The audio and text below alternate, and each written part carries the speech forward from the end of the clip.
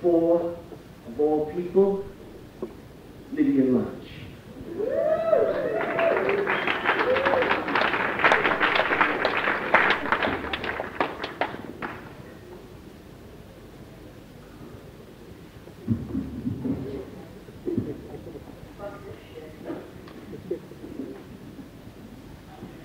They say it's a man's world. I say, fuck the world, baby, I want to get off. Fuck the world, baby, I want to get off. Because I'm sick of this shit. I'm sick of this shit. I'm sick of this shit. There's too many fucking humans who breed like rats, and you're no fucking better. I'm surrounded by a circus of freaks, by geeks, by thieves, by liars, by invalids, by addicts. You can lie to yourself, but you can't lie to me, because I can see right through you, because your fucking motives are about as transparent as mine. That's right. And I got you coming. I got you coming and I got you going, because this is the battle of sex as an animal act, fucked up by your emotions. Yeah, this is a battle of sex as an animal act, fucked up by your emotions. This is for those that want to crash and burn and die with their boots on while getting a blowjob, going 360 miles an hour, crashing into some brick abutment somewhere outside of Lackawanna or Little Rock or Buffalo, New York, I don't care where the fuck they are, who'd rather die screaming in a blaze of glory, just like me. I'd rather die screaming in a blaze of glory. I'm going to die screaming in a blaze of glory. Yeah, die screaming in a blaze of glory than to put up with another fucking minute, another fucking second of a pathetic, useless, stupid, stinking, rotten, miserable, useless life full of fuck-ups, full of mothers, fathers, full of motherfuckers, full of migraines, full of bum trips, full of rip-offs, rub-outs, bum trips, bad deals, death trips. Because it's the American way of life, death. It's the American way of life, death. It's the American way of life, baby, death. And I am so proud and so happy and so glad to see that the cancer has finally become contagious and it's spreading. Because I see leper colonies on the horizon, stretched as far as the eye can see. I see leper colonies. Take that coffin off my fucking voice or I'm going to see you dead, buried in a leper colony somewhere outside of maybe the Badlands of Montana, where I'm going to build a fail-proof, a fail-safe. Yeah, see it now. I'm going to build a fallout shelter where I can keep myself safe from you, where I can keep you safe from me, safe from the disease, because I'm just here to spread the disease. I'm just here to spread the disease, because the disease is the cure. Because the disease is the cure. Because it cures your ills. Because it kills your ills. Because it kills you and you're your worst fucking problem anyway. Yeah.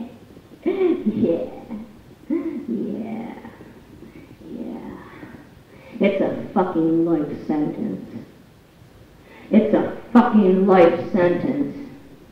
It's a fucking life full of prisons and penitentiaries and mortuaries and abortion clinics and orphanages and nursing homes and welfare hotels and shooting galleries and subway shootings and muggings and murder and arson and rape. Yeah!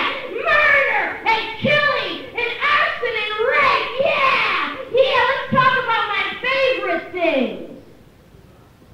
Like the 7-Year War. I'm into that. I wish I was fighting for the last 7 years, but I've been fighting for the last 27 years. Yeah, it's the firing squad, and I'm ready. Shoot me anytime, but I'm fucking ready. Shoot me anytime, but they don't have guns in England, so I guess I'm safe. The electric chair, and others hope for that. Lethal injection, I ain't tried it, but I know a lot of guys that shoot up. Nuclear insanity, oh, I'm into that bombing, motherfucker. Drop the fucking bomb. Drop the fucking bomb. What the fuck are you waiting for? Doomsday? Well, it's here. So drop the fucking bomb and end my fucking misery. Yeah. Nuclear insanity. Assassination! What are you waiting for? Elimination! What are you waiting for? Termination! Contamination! Now that's something we all have in common. Contamination. Annihilation. Henry will be telling you all about that in about 20 minutes. And if you think I'm making this up, you're fucking nuts. Because this ain't no Coney Island of a mine. This ain't no Disneyland I'm talking about. This ain't no heaven on earth, baby. This is hell. Oh, don't you love it? Don't you love it? Don't you love it? Don't you love it? I hate old men playing God. I hate old men playing God because God was the first cop.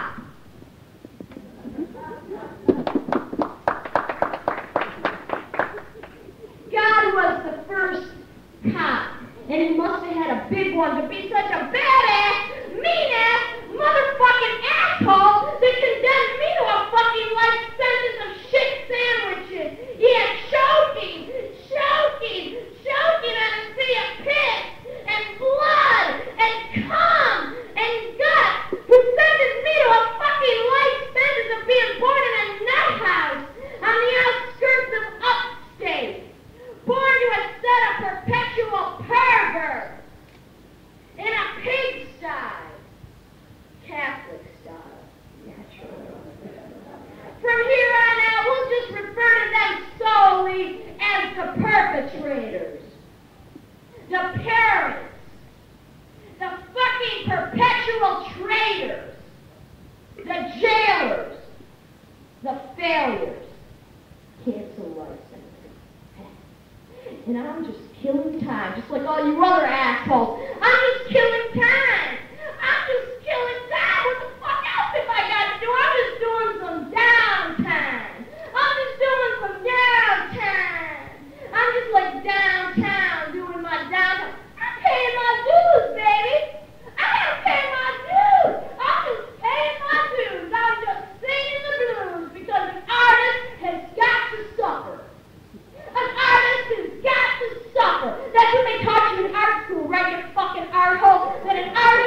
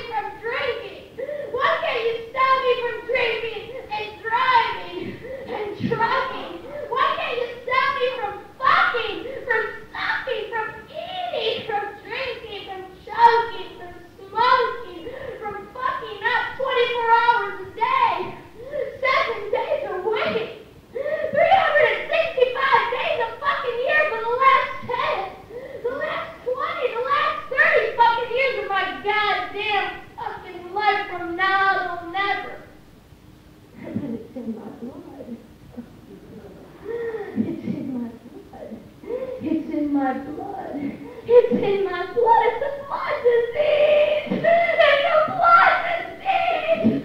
Why can't you help me? Why can't you help me? Why can't you help me? Because I can't help myself. Why can't you fucking help me? Why can't you help me? Why can't you do something? Why can't you fucking do something? Why can't you fucking do something? When the fuck are you gonna do something? When the fuck are you gonna do something? What the fuck have you been doing for the last 25 years of your stinking, rotten, stupid, pathetic, miserable, useless life? What the fuck am I doing? What the fuck am I doing? When the fuck are you gonna do something useful? When the fuck are you gonna do something useful? Like rob a bank? Or shoot the Pope? Or kill the president? Kill the vice president for all I care. When are you gonna do something useful like kill yourself? Like kill me? Like build a fucking better bomb? Like start a war? You already started one because you're fighting with your fucking self, and now you got me mad at home too! Jesus Christ, I can't stand you!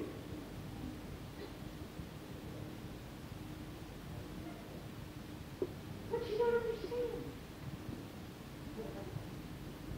But you don't understand! You don't understand! I don't want to understand. I don't want to hear about it. I don't want to know. I don't want to know nothing that I already don't know. I don't want to see nothing. I don't want to know nothing. I want to know the fucking truth and it slap me in the face. You wouldn't know the fucking truth if it slapped you in the fucking face. And that's what I'm here for tonight. I love to slap you in the fucking face. Come on up, baby. Why are you picking on me? Why are you picking on me? What the fuck have I done? What the fuck have you done? You sound just like my fucking mother. You sound just like my motherfucking mother. You sound like my mother. Well, if you didn't act like such a motherfucking class A baby's asshole, I wouldn't sound so much like your motherfucking mother. I can do anything I want to do. I can do anything I want to do. I can do any goddamn thing I want. I can do any goddamn thing I want. Only I don't want to. There's nothing to do. There's nothing to do. It's all been done before by me. Yeah, has it? What have you done? Don't ask. Don't answer, because I already asked you. You didn't have nothing for fuck to say. Yeah, it's all been done before. There's nothing to do. There's nowhere to do it. There's nowhere to go. And besides, I don't want to go there anyway because it's no fun. It's no fun. There's nothing to do. There's nowhere to go. There's nothing to do. And it's no fun. And besides, I'm too sick. I'm too sick. I'm too sick. I'm too fucking sick to get out of bed. I'm too sick to get out of bed. I'm too sick to get out of bed.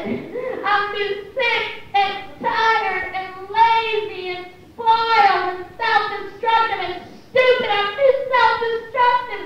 I'm too self-destructive. I'm too self-destructive. I'm being eaten alive. I'm being eaten alive. I'm being eaten alive, and the only way for me to feel really, really alive is for me to keep trying to kill myself. It's for me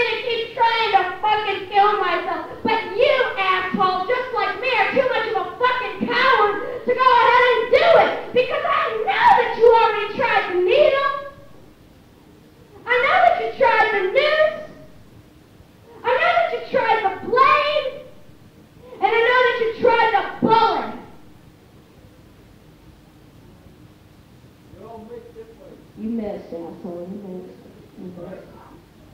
But you're saying, but I tried. I missed, but I tried. I missed, but I tried. I'm all tore up. Give me a break, Lydia. I'm all tore up, bitch. I'm cutting too. I tried. I got scars all over my arms, all over my head, all over my asshole. I'm all tore up. I'm cutting too. I'm broken down. I'm fucked up. I'm bloody. I'm bruised and bleeding. I'm pulling my hair out. I'm pulling my hair out. I'm puking all over the place. I'm puking all over the place. I'm spilling my guts, baby. Do you hear me? I'm spilling my guts. I'm spilling my guts. I'm spilling my guts because I got a belly full of booze. I got a belly full of booze. I got a belly full of booze. All I need is to get a little taste. All I need is to get a little taste. Just a little taste. Just a little taste. Just one little fucking taste. Just a little taste because I'm trying to get myself straight. I'm trying to get myself straight. I'm trying to get myself straight. I'm trying to get myself out of the fucking gutter. Out of the gutter, man. I'm trying to get myself off of this bender. I'm trying to get myself away from the pusher, man. It's just a matter of time, baby. It's just a matter of time. I'm gonna get my shit together. I'm gonna get my shit together. It's just a matter of time. I'm telling you, I'm just killing time. I'm just killing time. I'm just killing time because I've got all the time in the fucking world and 1,000 ways to kill it besides. I'm just trying to kill the pain. I'm just trying to kill the pain. I'm just trying to kill the pain. Because there's a war inside my head. There's a war inside my head. There's a war inside my head and it's telling me to do all sorts of sick and filthy and ugly, disgusting things. Yeah, because I'm an American death machine. Yeah, I'm an American death machine, baby. I'm death on wheels. Yeah. I'm an accident waiting to happen, yeah. I'm a walking time bomb. I'm gonna explode. I wanna explode. I'm gonna explode. I'm gonna explode. I'm gonna explode. Explode. Explode. Explode. Explode. I'm the birth of tragedy. I'm big enemy. That's right, baby, because this has always been a one-way street, and it's always been me versus you. Got it, baby. Read my notes. That's right. That's right. I'm the bastard son of 1,000 maniacs who's turned into a sniper in the supermarket. I'm the Tylenol killer. I'm Ted Bundy. I'm Ted Bundy, yeah. I'm the hillside strangler. I'm Hitler. I'm the Night Stalker. I'm the Mars murderer. I'm Napoleon. I'm Mussolini. I'm Jim Morrison, baby. I'm Jim Jones. I'm Jack the Ripper. I'm Nick the Stripper. Yeah, I'm Clint Eastwood. I'm Clint Ruin. I'm Mario Andretti. I'm Muhammad Ali. Yeah, I'm Gaddafi. Khomeini. I'm the Ku Klux Klan, baby. I am the average, and allow me to underline that. I am the average, all-American, hard-working hero that's turned into a killer. My turn now, your turn later. When you go home, you can talk about me all you want. I'm the all-American, average, hard-working hero who's turned into a killer, who's turned into a rapist, who's turned into a terrorist, who's turned into a gambler, a gangster, a hitman, a henchman, yeah.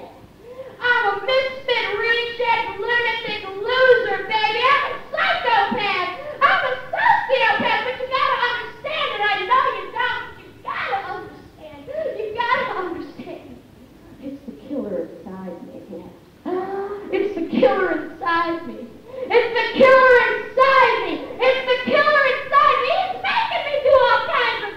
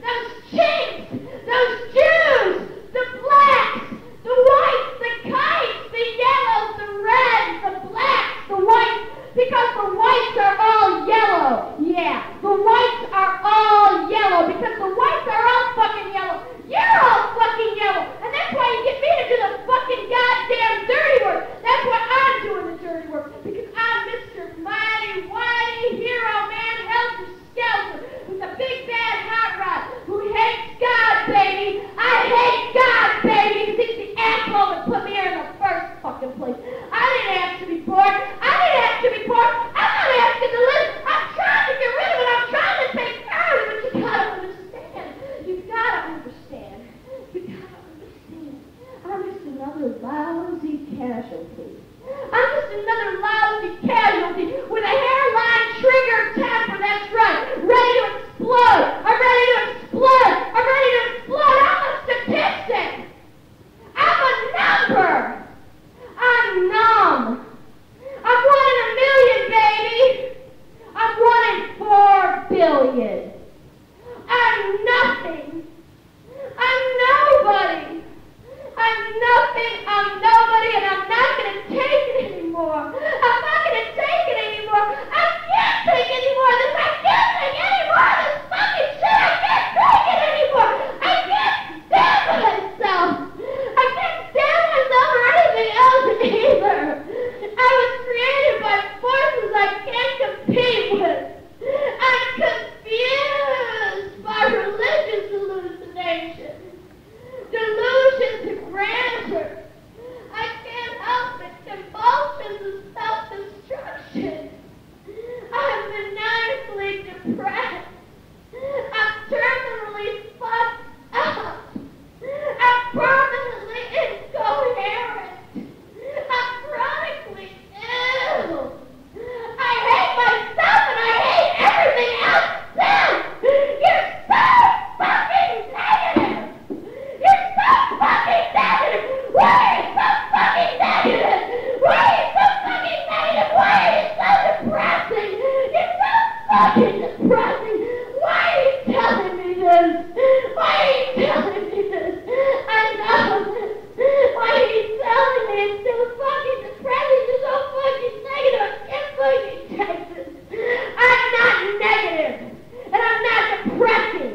I'm realistic, asshole, so eat it, that's right. I'm realistic because it's a fucking life sentence. Because it's a fucking life full of prisons and penitentiaries and nursing homes and welfare hotels and abortion clinics and orphanages and shooting galleries and subway shootings and monkeys and murder and arson and rape.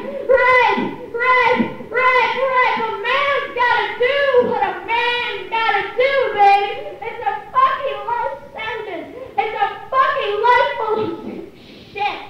It's a dead-end street. It's the boulevard of broken dreams, baby. It's death row before the flick of a switch. It's the books of blood. It's the blood of dreams. It's in my blood. It's in my blood. It's in my blood. It's a blood disease. It's a fucking nightmare, and this is it.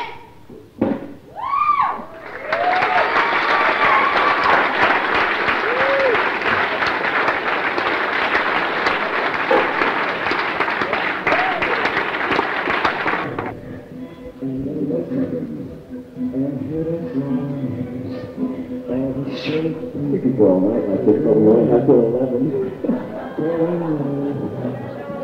And then those big black motherfuckers gonna throw all your white asses out. We're gonna get you! Please let me go and do my thing. Laura, please. Right on, you're hot. Can we get some more lights down here? I'm half blind, I'm only half male, I'm half drunk. Alright. Hi. My name is Henry Rollins. And I don't want to use the stage because I was just up there a few weeks ago and I got greasy enough, so I'm just going to get down with my own thing down here.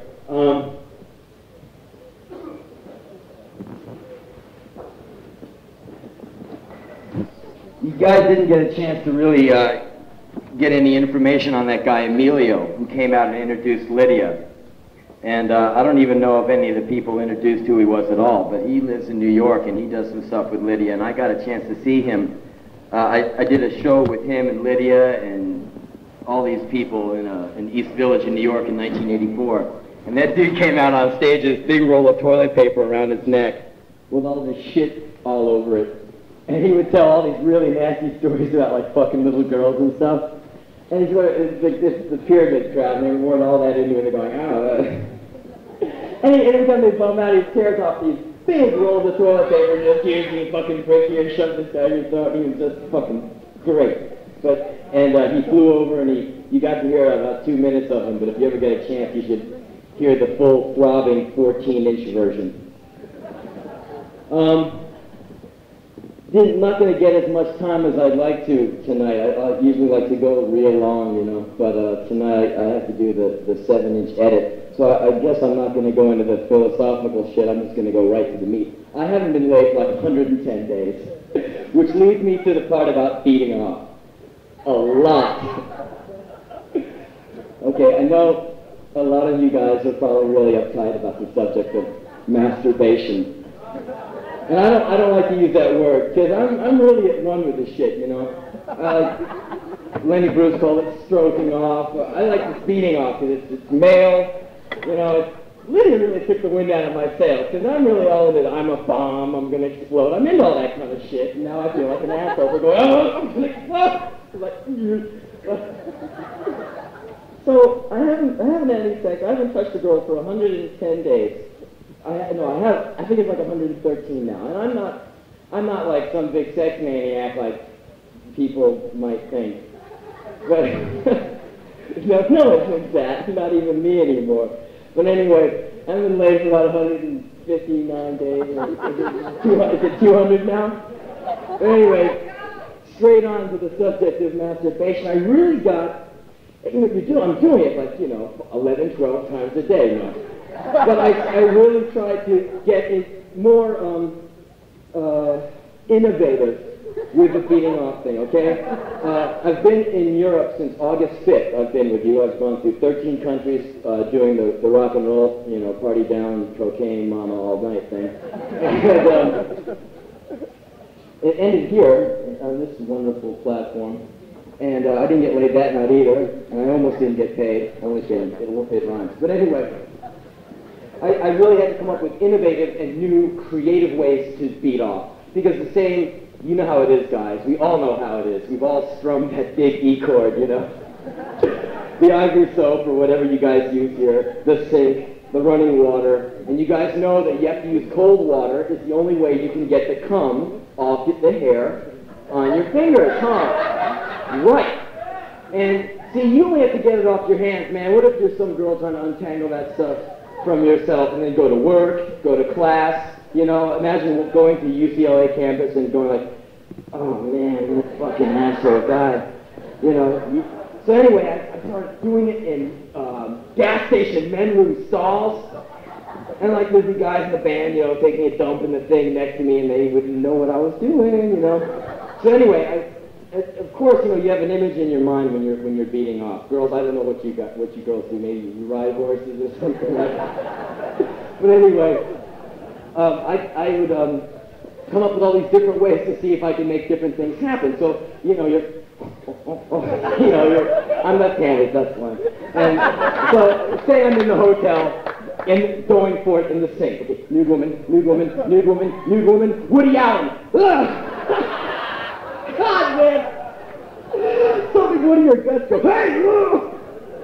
Or like, Gerald Hannah, Madonna, Adolf Hitler!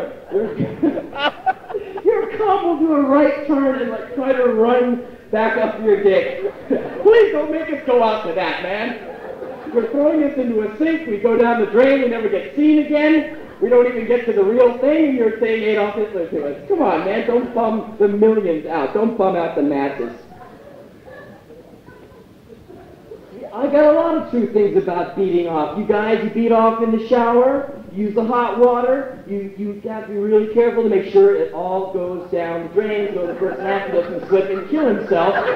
Or your girlfriend who you don't like anymore, so you beat off when she's not around because it's more enjoyable than, that situation, which I used to do, man. I had this girlfriend, and how come you never want to do it? He's talented. I like myself better. You don't wash and you're a drag. Oh, look at that, look. But you guys know how the cum and the hair boils together with the hot water, and after a week, say you live alone, you're living in the dorm room with the guys, you're living in a squat with all the punkers and everything, man, and you punkers are always jerking it, man. So anyway, think of the mass, it's like, it looked like a ginseng root. After like 2 weeks, you pull that thing out of the drain like Medusa's head. Ah! Totally out of sight. Okay, on a more serious note, well, that's beating off things awful serious. Especially now, man. God, I've become an expert at it. I went to an all-boys school from from grade 7 to 12. I don't know what that means to all of you. Maybe from about age 13 to age 19, I went to an all-boys military school, and like they don't teach you anything about sex or anything. I didn't even know about jerking off until I was about 17 and a half. Until the lady at the cafeteria says, "Oh, Henry, you probably jerk off all the time, don't you, boy?" You know, it was so wild and shit. And I go, "No, I don't." She says, "You're a sack of shit liar. You lie like a motherfucker. You lie like a goddamn road. You jack. Don't you jack off?" Right, really, I don't. And then I went home and I tried it. And I found out there's a whole new thing going on down there. Anyway. Yeah, I live in Los Angeles about 8 minutes a year when I'm not out here with you all. And I'm listed in the phone book. I figured, what the fuck, man, you know? I don't have my home address in there because of bombs and bullets and all that, but I do got my phone number in there. And I figured, you know, what the fuck, if someone really needs me, they can call me, you know. It's Daryl Hannah, you know, Jackson Brown Light Leader. And of course, I'd be the first choice. I'm under R, so I get lots of phone calls around 11 p.m. midnight on. I get phone calls every once in a while, and a lot of them I get from really, really fucked up people, and a lot of times I end up talking to them for, you know, between 10 minutes or an hour, and usually, sometimes it can be very, very intense. These people are way out there, and it ruins my night because you hear about these stories, man. I took some notes. Sometimes the stories are so heavy duty that I'm just writing down notes while I'm listening because it's just unbelievable. So anyway, I'm just I got a few things on paper about some of these girls who call me. And the girls are way more interesting than the guys, because the guys never tell you anything. They're so uptight, but the girls just really let it out there. I get calls from crazy girls late at night, usually after midnight. They sound far away, like from some other planet. The other night, one calls from her home in Orange County. She tells me her parents put her there because they don't want to see her anymore. She says her older brother tells her she's stupid, and she believes him. She feels bad. She starts to cry on the phone. She says her older brother goes out with a girl that got named Ms. Huntington Beach. She says, he says I'm ugly, and I believe him. And then she says, am I ugly? I say, no, you're not ugly. You're not ugly at all. And she says her brother's a big fan of mine, and he won't believe that she and I are talking on the phone at 2:33 a.m. She tells me that she lives with a lot of other kids, strangers. She sleeps in a ward with them. A tough, weird reality. 12 and a half years old. She asks if she can call me again sometime, and I tell her she can call me anytime she wants, and I don't care what time it is. She says that I made her feel much better. She says goodnight and hangs up. I lie on the floor and look at the ceiling. I can't sleep. I try to imagine what she looks like. Times like this make me want to forget everything I know. She calls me from a loony bin out in the sticks. Tells me about getting strapped down. Tells me about the needles. Tells me about how she's getting better. She can't feel it, but they're telling her that she's doing better all the time. I can see her now, shitting her pants, the men coming in and screwing electrodes into her head, getting better. She gets on the phone and tells me all about it. I think of lab rats. I can smell shit. I look at the phone. I put my ear back to it and listen to another planet talking to me. I think of bright lights, white sheets, drugs, people getting better, the smell of shit, this girl, this stranger calling me in the middle of the night. A girl called me once. She told me about all the times in the home, delinquent girls, runaway girls, how she learned to eat pussy the hard way, how she woke up one morning to find her roommate had hanged herself in the night right across the room from her, the urine on the floor in a puddle. She said that she better hang up. She said if she didn't, she wouldn't be able to stop talking, and says it gets her upset. Now, I got just one other psycho girl story, but I got to tell you a psycho girl story. Right before I came out here in August to be with you all, I was in a studio doing a project with some people, and I get a phone call of this guy named Randy, who's a promoter in New Jersey. That's where I was at. He goes, hey, you know what happened to Deirdre, who's a cook at the local club who I've known for years. She's a really cool girl. And I said, no, what happened to Deirdre? He said, man, she tried to kill herself, and she's in the psych ward at Mercer, and she really wants to talk to you. Would you call her? I said, yeah, I'll call her, sure. So I call her on the phone, and I get the hospital room number, and she's like, hey, this is Rollins. She goes, no, it's not. No, it can't be Rollins. I go, yeah, it's Rollins, no problem. I call him, and she's like, no, I've been having dreams about you, it can't be you. But I need to talk to you so much, I know it can't be you. I go, no, fuck you, it's me. So anyway, I say, look, I want to come and see you. She goes, yeah, okay. And I said, how'd you kill yourself? Or almost kill yourself. And she says, well, I don't want to talk about it because there's this lady next to me, and I don't want to talk about it. Why don't you come down here? And today is the day they either let me out or they put me in the loony bin. And I said, okay, I'm going to come down. So I went down there, and right when I got there, the doctors decided to let her out. And she called her mom and dad, and she said, come and get me. I got my friend Rollins with me. Don't be scared of him. Because they're kind of uptight looking. I might look a little far out to some straight parents, So I'm sitting with this girl on her bed, and I haven't seen her for a long time. She's got bruise marks right above her tits, and on her neck, and on her wrists, and on her legs, and she's got all these needle holes where they've been sticking her, and I go, where'd you get all the bruises? She goes, well, she went into convulsions, and these two black guys had to restrain her, and they had to stand on her for so long with their knees that they just put all these bruise marks into her. So I said, so why'd you kill yourself? And she said, well, I got in a car accident, and now I can hardly use this part of my body. And my boyfriend left me, and I lost my job because I can't work anymore because my arm is fucked up, and I couldn't find a reason to live. So I got out some medical books, and I researched a good, safe way to kill yourself without feeling too much pain. I researched it for 3 weeks. I went out, and I got the drugs, and I took them. And so what happened was she wiped out on all these pills, drank a glass of iced tea, and sat down on the floor and waited to kick. So she's going into convulsions, and her mom comes in. He goes, what are you doing? She says, I'm dying. Leave me alone. And her mom goes, well, what the fuck? Let's call an ambulance. So she calls an ambulance, and the ambulance guys come in, and Deirdre goes, I don't want to go. I want to die. And the guy goes, you really want us to leave? And she goes, yeah. So the ambulance guy goes, all right, sign this piece of paper, and we'll leave. So she signed it, and they left. So old Deirdre goes into a comatose state, and her mom throws her in the back of the car and follows the ambulance back to the hospital.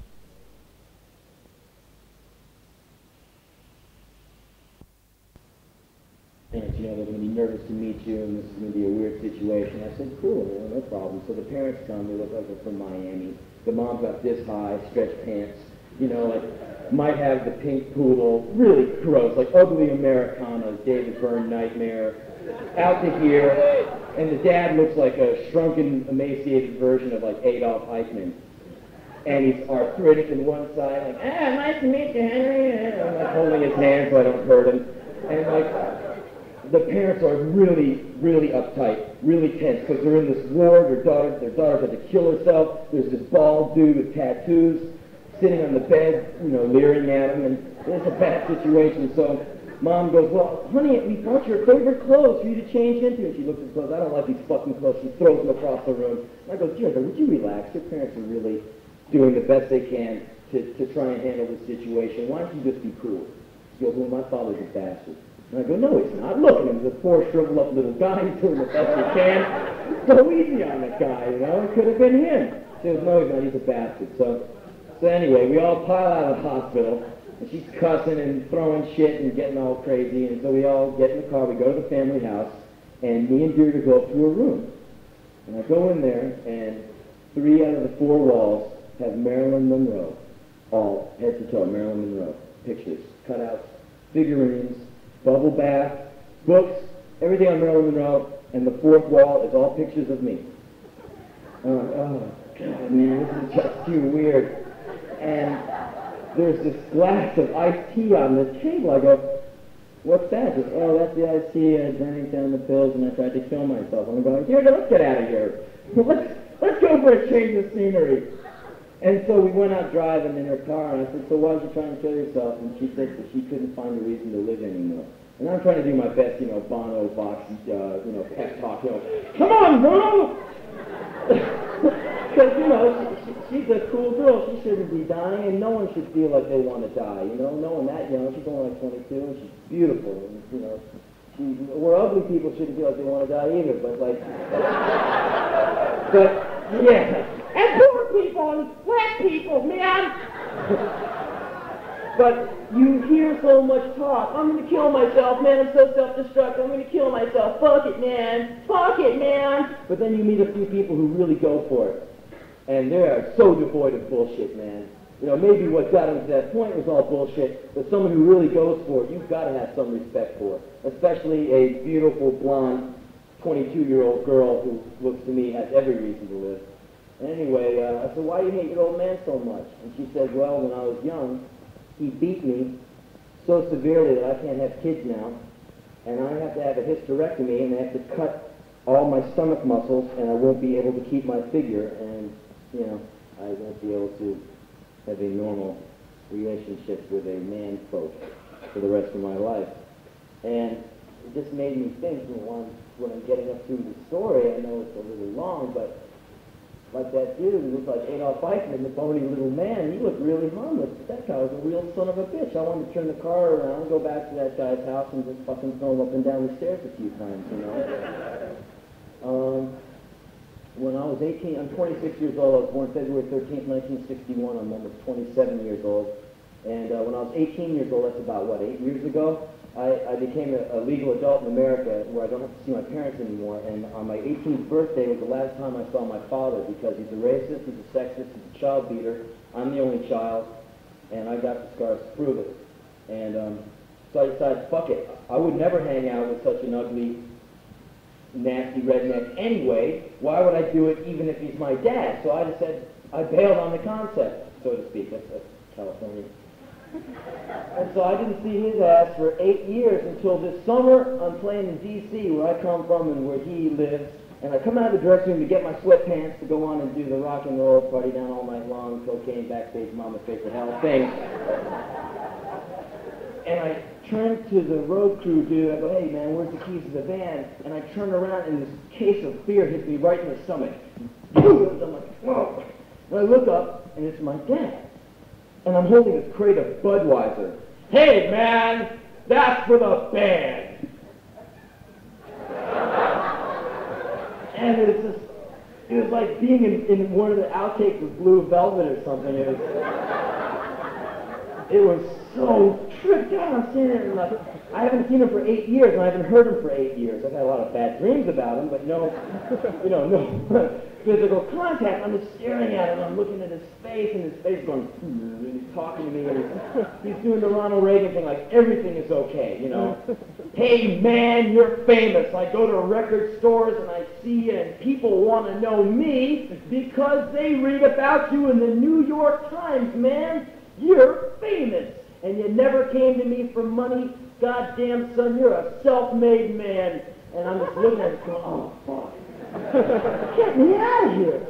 And he's got these two fat, drunk women with him. I go, what's that? He goes, these are my two friends. I want you to meet them. And they're both drunk and like, your father's a wonderful man. I said, lady, don't touch me, man. I'll clip you. Don't touch me. And so he goes on, and I can't even find words to talk to him, And he just keeps on going, yeah, you never come to me for money, and you're looking good. I'm sitting there going, listen to his mouth. And he's asking me these questions, and I'm not even answering. I'm just staring at him like this. I got my fist like that, because I'm really contemplating that big broken nose thing I've been dreaming of for 8 years. He had his nose broken 13 times because he's a real badass and he plays hockey and all this shit, and his nose is like this.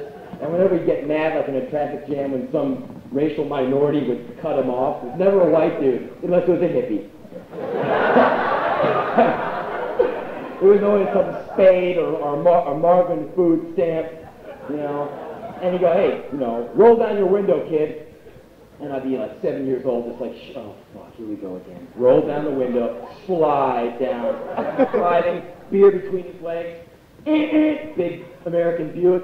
Hey! It's like some, Chinese man who accidentally, went into his lane. Hey, you fucking chink! Hey! Fuck you! The guy nearly dumps on the side of the highway. I'm going, oh my God! And I'm remembering all this stuff.